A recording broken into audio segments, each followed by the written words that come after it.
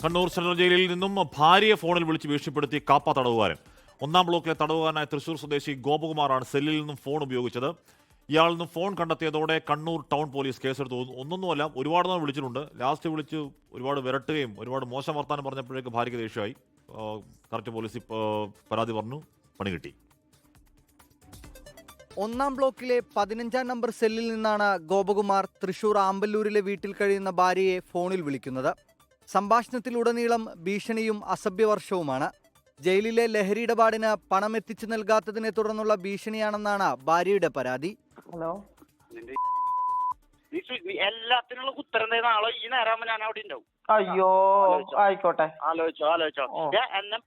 എന്നെ ഇറക്കാണ്ടിരിക്കാനും എന്നെ മാക്സിമം ഇറക്കാണ്ടിരിക്കാനും എല്ലാ കളിയും കളിച്ചില്ലേ?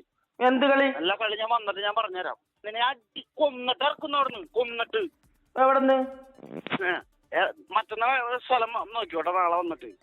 ഫോൺ സംഭാഷണം റെക്കോർഡ് ചെയ്ത യുവതി കണ്ണൂർ സെൻട്രൽ ജയിൽ സൂപ്രണ്ടിന് പരാതി നൽകി. തുടർന്ന് നടത്തിയ പരിശോധനയിലാണ് സെല്ലിൽ ഒളിപ്പിച്ച നിലയിൽ ഫോൺ കണ്ടെത്തിയത്. ജയിലിനകത്തേക്കും പുറത്തേക്കും നിരന്തരം ഫോൺ വഴി ആശയവിനിമയം നടത്താറുണ്ടെന്ന് വ്യക്തമാക്കുന്നതാണ് ഗോപകുമാറിന്റെ കോൾ ഹിസ്റ്ററി. ഭാര്യയുടെ പരാതിക്ക് പിന്നാലെ ഫോൺ സ്വിച്ച് ഓഫ് ചെയ്യപ്പെട്ട നിലയിലായിരുന്നു. സൂപ്രണ്ടിന്റെ പരാതിയിൽ Kannur town police case register ചെയ്തു. കാപ്പ തടവുകാരനായ ഗോപകുമാറിനെ 10-ാം ബ്ലോക്കിലേക്ക് മാറ്റി. കണ്ണൂർ സെൻട്രൽ ജയിലിൽ നിന്ന് ഫോണുകൾ പിടികൂടാറുണ്ടെങ്കിലും ഫോൺ ഉപയോഗത്തിന്റെ പ്രകടമായ തെളിവ് പുറത്തുവരുന്നത് ഇതാദ്യമാണ്.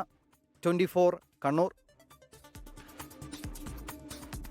അപ്പോൾ നമ്മൾ നേരത്തെ പറയുന്നുണ്ട്, അവിടെ ജയിലിൽ ഇഷ്ടംപോലെ ഫോൺ വിളിയും ഇഷ്ടംപോലെ ലഹരിയും സിഗരറ്റും വീഡിയും ഒക്കെ കിട്ടുന്ന കാര്യമൊക്കെ പറയുന്നുണ്ട്. വീഡിയോ എറിഞ്ഞു കൊടുക്കാൻ പ്രത്യേക ആൾക്കാരുള്ള കാര്യമൊക്കെ നേരത്തെ വാർത്തയായിട്ട് വന്നതാണ്. പക്ഷേ ഇത്രത്തോളം ഫ്രീ ആയി അവിടെ ഫോൺ വിളിക്കാൻ കഴിയും എന്നുള്ള, ഫോൺ വിളിക്കാൻ മാത്രമല്ല ഫോൺ വിളിച്ച് വരട്ടാൻ കഴിയും എന്നുള്ള കാര്യം ഒരുപക്ഷെ ആ ഫോൺ സംഭാഷണത്തിൽ കുറച്ചുകൂടി വ്യക്തമാവുകയാണ്. എന്തായാലും ഇനിയും പതിവുള്ള പരിശോധനകൾ തുടരും എന്ന് പ്രതീക്ഷിക്കാം. പരിഹാസ്യമാവാതിരിക്കട്ടെ പരിശോധനകൾ.